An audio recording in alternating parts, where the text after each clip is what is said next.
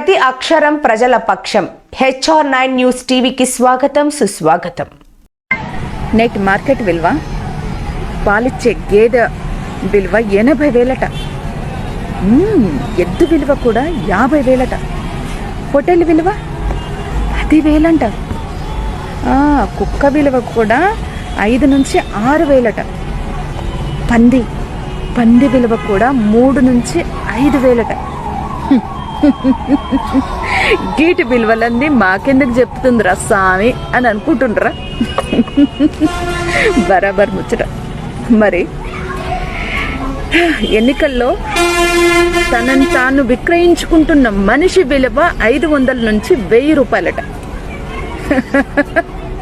నాకు అర్థం కాని విషయం ఏంటంటే, పందికున్న విలువ కూడా మనిషి విలువ లేకుండా వాయి కదా అని. దీనమ్మ జీవితం.